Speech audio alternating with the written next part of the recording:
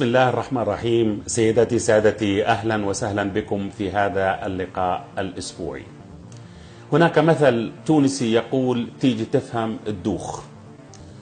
والله أنا دايخ حقيقة وما بدي أدوخكم معي، بس على أي حال إذا نظرنا إلى المنطقة الآن واللي بصير فيها يعني شيء لا معقول على الإطلاق. يعني هناك عدة أشياء حتى أكدت لكم هذا اللا معقول. يعني فجأة في ليلة ما فيها قمر يعقد مجلس الشعب المصري البرلمان ويقرر بأنه تيران وصنافير جزيرتان سعوديتان. طيب وين كل الحكي اللي صار؟ وين قرارات المحكمة؟ وكيف صارت هاي المسألة؟ يعني مصر مفروض تكسب الآن لأنها هي منضمة لتحالف، وهذا التحالف ضد دولة قطر العظمى. يعني طب مفروض تأخذ مش تعطي. على أي حال هذه نقطة. النقطة الثانية، اليوم بيطلع منذر ماخوس اللي هو المتحدث باسم الهيئة العليا للمفاوضات في الرياض، الهيئة العليا للمفاوضات السورية طبعا، بيقول إنه في سوريا لا في حل عسكري ولا في حل سياسي، والأمور يعني بتقرر على الميدان. إيش في الميدان؟ والله ما حدا عارف. الأمر الثالث اللي هو على صعيد فلسطيني، بعد ما كل الحديث على كهرباء وأزمة كهرباء ومشاكل وتخفيض رواتب، بيعقد اجتماع في القاهرة بين الخصمين اللدودين العدوين، النائب محمد دحلان واللي هو يحيى السنوار رئيس حركة حماس في قطاع غزة، وبيتفقوا على فتح المعبر وعلى يعني مساعدات مالية وعلى اللي هو تمويل محطة الكهرباء اليتيمة في قطاع غزة بالوقود، وزيادة الحصة المصرية من الكهرباء للقطاع، وفتح معبر رفح بشكل لساعات أطول ولفترات أطول. إيش اللي بصير؟ وزراء خارجية دول الخليج يعني عمري ما شفتهم أنشط من هالأيام. يعني عادل الجبير بروح على واشنطن ومنها إلى موسكو، وبيلحقوا وزير الخارجية القطري اللي هو خالد العطية، اللي هو محمد بن عبد الرحمن آل ثاني إلى واشنطن، ثم إلى موسكو، ثم إلى برلين، ثم إلى لندن، ثم إلى باريس، وبيخلصوا بيبدأ اللي هو الشيخ عبد الله بن زايد وزير الخارجية أيضا على نفس العواصم. حركة غير عادية. إيش اللي بيصير في المنطقة؟ يعني وين المشكلة؟ يعني هذه القصة الأساسية. طائرات ما نسمع إلا طائرات محملة بالأغذية بتطلع من أنقرة ومن طهران ومن الدار البيضاء إلى قطر، محملة بكل ما لذ وطاب من الأغذية لكسر الحصار. أي حصار؟ قطر دخل المواطن في قطر $100,000 في السنة، والحمد لله خير كثير، وأكثر من $100 مليار دخل سنوي للخزانة القطرية، وصندوق سيادي ب$320 مليار. إيش اللي بيصير؟ طب ليش الأغذية هاي؟ كويس جميل نتعاطف مع شعب، وأنا ضد الحصار وضد حصار دولة قطر وضد حصار غزة وضد حصار اليمن، لكن طب في اليمن عندنا في اليمن إذا في نخوة عربية وإسلامية، طب عندنا 17 مليون على حافة المجاعة، عندنا أطفال أكثر من 1000 طفل لحتى الآن قتلوا بالكوليرا. يعني حصار وجوع وصيام وكوليرا وقصف من الجو، وبنبعث أغذية لقطر؟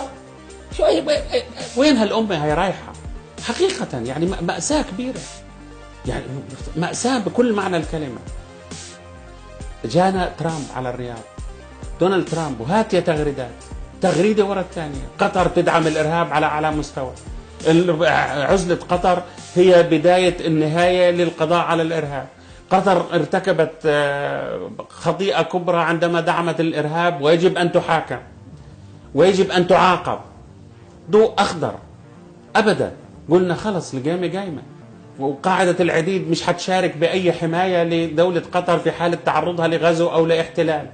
تركيا بترسل 5000 جندي إلى قطر إلى قاعدة هناك، وتقول بأنها ستقف إلى جانب قطر. جميل، طب إيش المشكلة؟ وين؟ فجأة كل هذا بتغير. فجأة مجرد أن سافر خالد العطية وزير الدفاع القطري إلى واشنطن ووقع صفقة أسلحة 32 طائرة F-15 بقيمتها $12 مليار، فجأة توقف ترامب على التغريد، بطل يغرد على الإطلاق، وبعدتش قطر دولة داعمة للإرهاب. لا، والأكثر من هيك أنه ترسل أمريكا سفينتين إلى الدوحة للاشتراك في مناورات حربية مع أسطول القطري الحربي القطري اللي فيه مش عارف كم سفينتين ولا 3 سفن في جنوب الدوحة. وما عادش في حديث إطلاقا عن أي لا تغيير نظام ولا استبدال أمير ولا شيء على الإطلاق. لكن الحملات الإعلامية مستمرة طبعا، وبدأ النبش في الدفاتر القديمة. احنا عندنا مثل بقول عندما تفلس الحكومة بدها ترجع لدفاترها القديمة. فجأة أصبحنا بنسمع عن تسجيلات عن محاولات اغتيال، والعقيد القذافي والشيخ حمد بن خليفة وماذا اتفقوا، وتدمير السعودية من الداخل، محاولة اغتيال الملك عبد الله أو الأمير عبد الله ولي العهد السعودي في ذلك الوقت، والملك السعودي لاحقا. يعني فجأة كل هذا القذرات تطلع على السطح فجأة. ما عادش في مواطن خليجي ولا أخوة خليجية ولا مجلس تعاون خليجي اللي كنا احنا بنقول هذا أهم مجلس إقليمي في المنطقة. هذا كل الخطة كلها مطبوخة في واشنطن، مطبوخة في لندن، مطبوخة في باريس. بيضحكوا علينا كعرب وكمسلمين، هذه وكعرب بالدرجة الأولى. باختصار هناك صناديق سيادية عربية من أموال النفط عندما وصل سعر البرميل 140 دولار يجب أن يأخذها الغرب على بأي شكل من الأشكال. الآن اللي هي صفقة الطائرات، والسعودية يعني ترامب لما راح على السعودية روح ب 460 مليار دولار.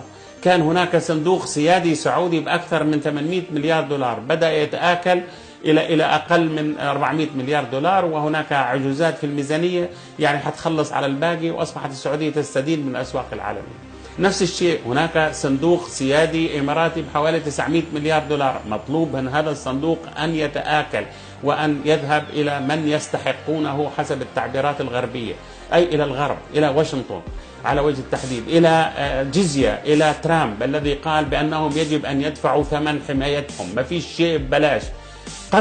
قطر كل هالضجة قطر لأنه عندها 320 مليار دولار صندوق سيادي. قطر قالت لا أنا بدفع جزية. قال له بدك تدفع غصبا عنك، وهي تدفع. والآن بالتدريج، الآن 12 مليار، بكرة بيرتفعوا ل 21 مليار، بعده بيرتفعوا ل 50 مليار، وهكذا. ممنوع يكون عندنا فلوس. هذه الفلوس يجب أن تذهب إلى الغرب، تدوير هذه الأرصدة، تدوير هذه الصناديق السيادية، بأن ترجع كلها وتصب في الولايات المتحدة الأمريكية. هذه هي الحقيقة. ما عادش فيش لا سيادة ولا في شيء. حروب، بيخلقونا حروب وبيخلقونا أعداء.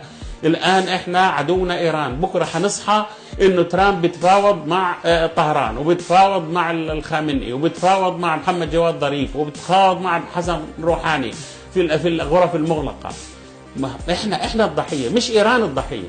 هذه هم بيستخدمونا ضد بعضنا البعض. استخدموا 3 دول خليجية ضد 3 دول أخرى، بكرة بيستخدمونا أيضا ضد إيران، ونشتري أسلحة ونخزن أسلحة، والولايات المتحدة الأمريكية بعدين تقول لنا فيش ملك.